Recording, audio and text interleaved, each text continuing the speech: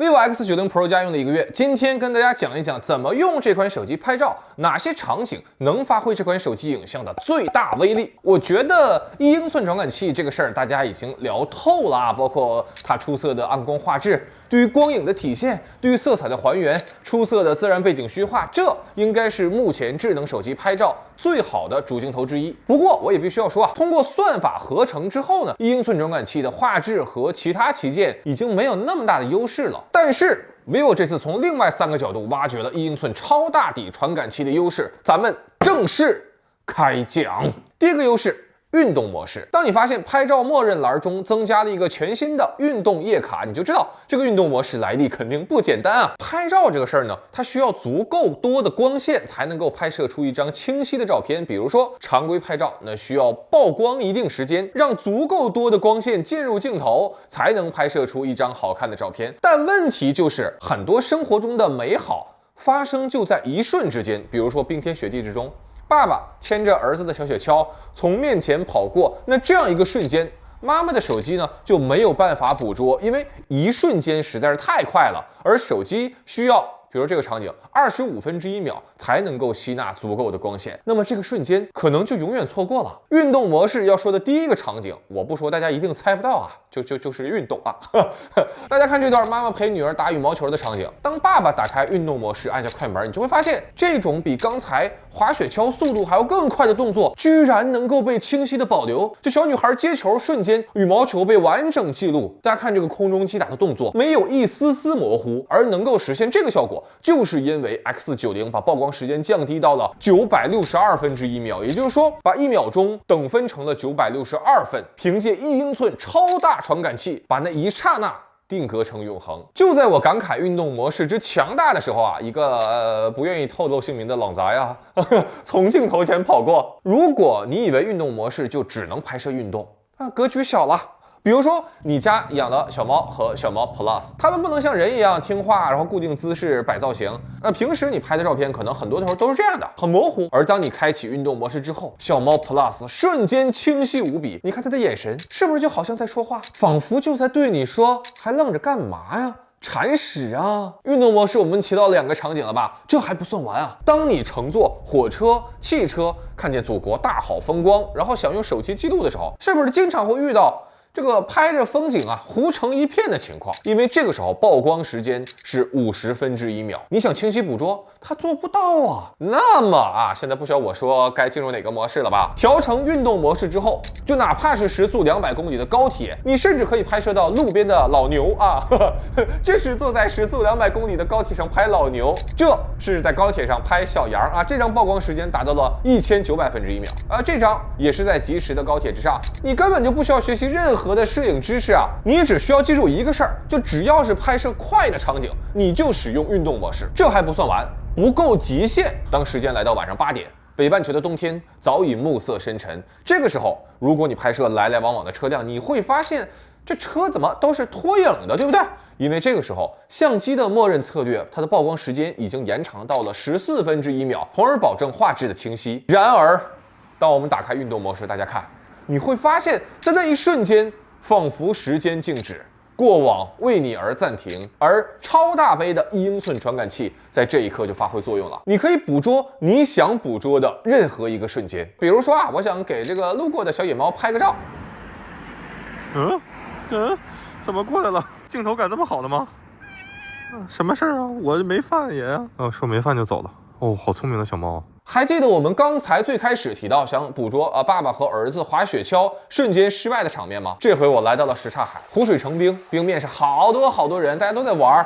哇，今天好多人啊！那现在我们开启运动模式，你再去拍摄，你就会发现你能够捕捉到每一张清晰的笑脸。这还不是1英寸的全部啊！在 X90 超大杯上 ，vivo 加入了手持星空摄影。用手机拍摄星空其实挺常见的，但是不使用三脚架，只靠手持拍摄确实非常少。通过超大尺寸传感器的光线吸纳能力，配合 vivo 自研的算法，大家可以看一下。我根本就没有去郊区啊，我就随便找了一个城市路边。其实城市里光污染还是挺严重的，不太容易拍星星。我把手机设置成星空模式，举起来，按下快门，手持4秒钟。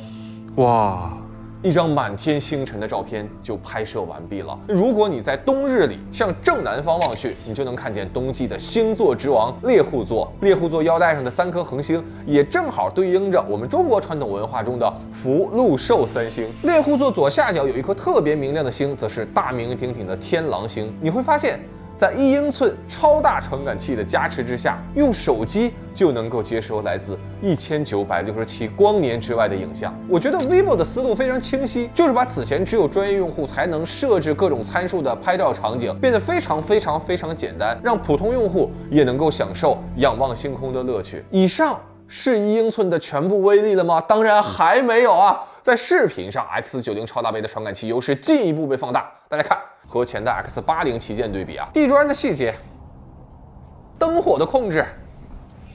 多说一句啊，大家现在看到这个画面就是太庙，就是电视剧里经常出现的说，谁配享太庙，对吧？明清2代皇帝祭祖的那个地方。现在大家看到的是和视频王者 iPhone 14 Pro 进行对比。vivo 目前的亮度还是有一些生硬啊，不如苹果的柔和自然，但细节上已经大幅接近了，就是还有差距，但是比上一代是大幅提升。如果碰上强光源这之类的场景，这时候 vivo 蔡司梯形镀膜就发挥作用了啊。在光线充足的场景下，对比 vivo和 iPhone， 今年这个视野提升是一个重量级的更新啊！国产手机的主镜头在拍摄视频的时候，大多数都为了防抖进行疯狂的裁切，像 X90 超大杯这样，既能够保证防抖，还能够保证宽阔视野，其实是非常难得的。目前 vivo 视频它的弱点呢是色彩和对比度，就是它为了好像是让肤色显得更粉嫩，其他场景的颜色呢会出现这种偏白的情况啊，和 iPhone 相比较，真实度还是要差的一些。以上这些所有的环节组合到一起，才真正拼凑出 vivo 这颗1英寸超大底主镜头的全部威力。大家还记得我此前评价 iPhone 的影像能力，就是苹果是在一条赛道达到一个水准之后，它就开启一条新的赛道。而这一次 X90 超大杯，我认为 vivo 有着相似的思路，看似毫不相干的各种模式，却都能够受益于这枚超大传感器，而在1英寸之下熠熠生辉。除了传感器本身，我再说一个和传感器无关的，但是和主镜头体验有关的环节啊，就是这次升级到了全新的 V2 芯片。V2 芯片在超大杯上又一次得到了增强，在夜晚能够实现取景框里所见即所得的夜景拍照预览，现在就是苹果和 vivo。而 V2 在预览界面中呢，又相比于前代大幅消除了噪点，相比于X80系列预览画质要更加纯净。说完主镜头啊，我们快速进入2倍人像镜头。人像模式是 vivo 好像从 X30系列开始就深耕的一条赛道啊，大家可以看一下我这是随手拍的啊，我非常喜欢这个人像拍出的效果，就是你说我自己的照片啊，然后还看不够，你说奇怪不奇怪？这应该是目前画质顶级的这个2倍焦段镜头了。我很喜欢这个焦段的原因呢是它不会距离人特别近，又不会离人特别远，就是焦点在人身上的同时呢，可以带到一点点场景。这一次在人像的蔡司镜头包里增加了一个全新的叫耀斑镜头模式，就是在拍摄人像的时候，它会模拟出太阳光经过相机镜头镜片反射，然后呈现出的这种光线效果。而且特别有趣的是，这个光线它会根据照片中太阳的位置来进行自然的算法优化。比如说这张，你看光斑与太阳的位置正好是一个同心圆，你看出来了吗？比如说这张，我把太阳从画面右侧往左移了一些，耀斑则会呈现出另外一种效果。而且有趣的是，这一串光斑正好是和阳光进行相连。其实在照片上出现光斑反射，本质上是一种以前的镜头工艺缺陷，包括 vivo 此前推出的蔡司镜头风格中的Biotar 那种旋转焦外，也是因为工艺缺陷所导致，光圈它不够圆，就产生了这种旋转焦外这种虚化效果，把几十年前的这种缺点反而打造成了今天的特点，给用户带来独特的光影体验。我觉得这一点非常聪明。X90 超大杯的又一个进化是取消了5倍潜望镜头，换成了一个3.5倍的人像镜头。3.5倍人像镜头，它和2倍镜头的差别体现在哪儿呢？大家可以看一下，我站在同样一个位置进行拍摄，2倍镜头空间关系大概是这个样子的，而3.5倍大概是这个样子的，就是同样的距离，明显更加聚焦，压缩感更强。这个3.5倍镜头也是细节满满。大家可以看一下这个摄影大哥，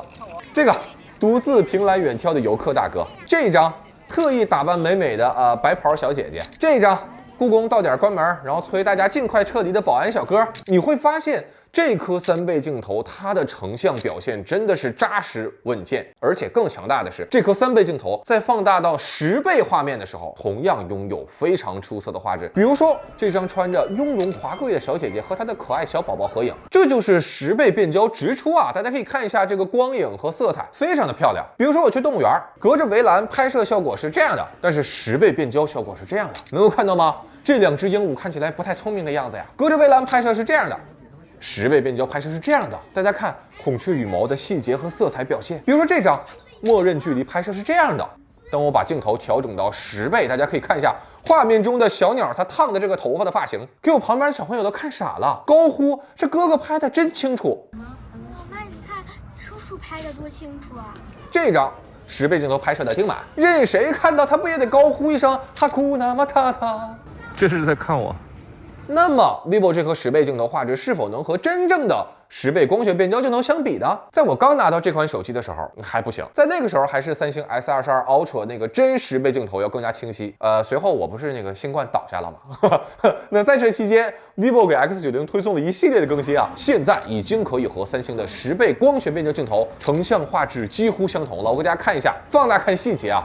如果你在使用 X90 Pro 加，记住啊，你拥有了超广角、1倍、2倍、3倍、5倍和10倍这6个接近光学画质的镜头，6个焦段实际上就是你观察世界的6个视角啊。所以尽可能你去尝试不同的焦段镜头，你会发现更多世界的美好细节。最后我还要说一下 vivo 的月亮模式。月亮模式最早呢是被华为带火的，让无数普通用户第一次对长焦有了非常直观的认知。但那个时候呢，大家更集中的还是拍摄月亮本身，就是夜空之中一颗孤零零的大月亮。环形山细节丰富，但也有着说不出的孤独。而 vivo 的月亮模式经过了几代升级，诠释了一种别样的场景。大家可以看一下，我默认模式拍摄一张普通的夜景，这个时候月亮就是一个小亮点儿。大家觉得这个月亮它合理吗？你仔细的回想一下，你可曾有任何一天抬头仰望夜空，月亮是一个小亮点的？而现在 vivo 的月亮模式，它要做的就是还原你的视觉观感。它在按下快门的那一瞬间，会同时捕捉你此时画面中的景色，同时捕捉此刻的月亮，再根据算法把月亮的大小调整为和我们肉眼观察大小接近，然后再进行合成，从而实现一张更加接近真实观感的照片。而且特别棒的细节是，合成之后大家看这个月亮所发出的光晕特别自然，特别真实。今年的星空和月亮2种模式，我强烈建议每一个入手 X90 超大杯的同学都试试。带着场景所拍摄的月光更能够记录此刻的心情，哪怕你隔了很久再次翻出这张照片，依然能够找到天涯共此时的感觉。关于月亮模式呢，我还特意试验了一个，就如果画面中同时出现几个点光源啊，是否会出现错误识别呢？实际测试了一下，看来 vivo 这个算法成熟度还真是挺高，识别挺准确的。以上就是我使用了整整1个月之后对 X90 超大杯影像部分的使用技巧指南。这次让我最惊喜的就是 vivo 对于1英寸传感器有了如此众多的细分场景适配。我认为这要比拍一张照片然后去放大，然后去对比那个几乎没有差别的细节要浪漫得多，也有趣得多。在使用 X90 拍摄样张的这段日子里，我看到了许许多多的笑脸，是那种特别真挚、特别有渲染力的笑脸。过去1年，很多人都面对着压力，承受着病痛，我觉得今天大家的笑容都是一种内心最深处的释放。如果说手机有一点是完胜相机的，我认为就在于它如此小巧，如此方便，更适合随手去记录下每一个瞬间。我希望能够通过我的这个视频，让更多的人去了解如何利用 X90 Pro 加的不同镜头、不同模式记录下生活。无论是人生低谷，还是高光时刻，无论是一次久违的远行，或者是普通的一日三餐，无论是和朋友的小酌相聚，还是家人的久别团圆，都努力的去记录。当你时隔1年、2年、3年再翻出这些照片，你就会知道，这些照片就像是魔法一样，把彼时彼刻的生活定格，从而成为你一生亲切的怀恋。好了，以上呢就是本期视频的全部内容。我是周文泽，祝大家新年平安快乐。